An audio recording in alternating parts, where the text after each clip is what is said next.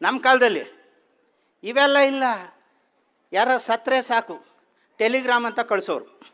ಈ ಟೆಲಿಗ್ರಾಮ್ ಕಳಿಸಿದ್ರೆ ನನ್ನ ಮಕ್ಕಳು ಆ ಟೆಲಿಗ್ರಾಮ್ ತರೋರು ಮಧ್ಯರಾತ್ರಿ 2 ಗಂಟೆಗೆ ಬರ್ತಾಯಿತ್ತು. ಟೆಲಿಗ್ರಾಮ್ ಬಂದೈತೆ ಅಂದರೆ ಸಾಕು ಲವ ಲವ ಲವ ಲವ ಅಂತ ಬಾಯಿ ಪಡ್ಕೊಂಬಿಡವ್ರೆ ಹೆಂಗಸರು. ಯಾಕೆ ಅಂದರೆ ಸಾವಿನ ಸುದ್ದಿನೇ ಅದು ಬರ್ತಾಯಿದ್ದಿತ್ತು.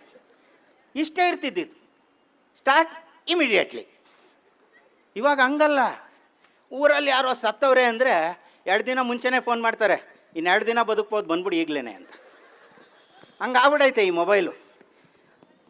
ಎಲ್ಲೋದ್ನಪ್ಪ ಇವಯ್ಯ, ಮೊಬೈಲ್ ಹಿಡ್ಕೊಂಡು ಹೊಂಟೋದ್ನೆ, ಸರಿ ಆಳ ಬಿದ್ದೋಗ್ಲಿ. ಇನ್ನು ಬಸ್ಸಲ್ಲಿ ಕುಂತ್ಕಿರ್ತೀವಿ.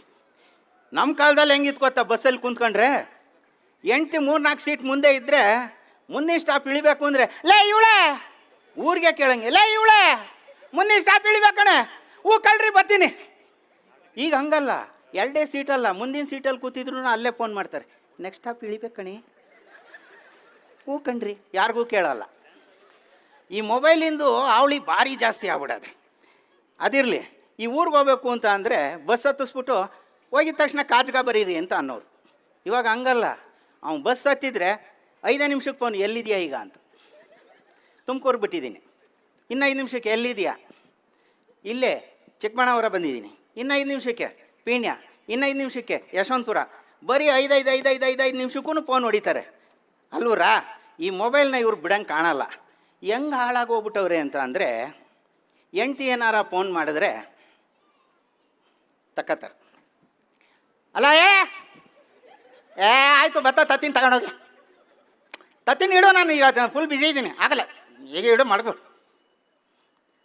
ಅದೇ ಗರ್ಲ್ ಫ್ರೆಂಡ್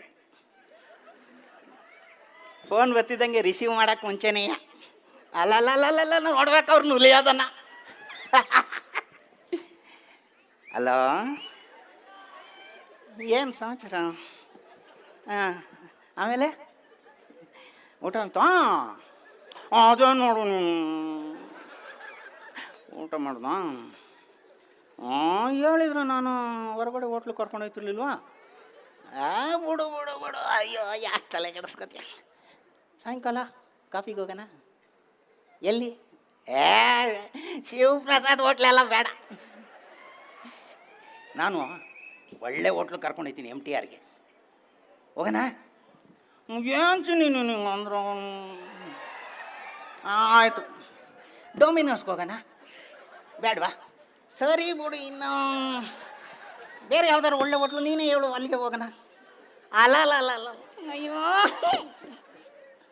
ಹಿಂಗೆ ಹೆಣ್ಣು ಮಕ್ಳ ವಿಷಯ ಬಂದರೆ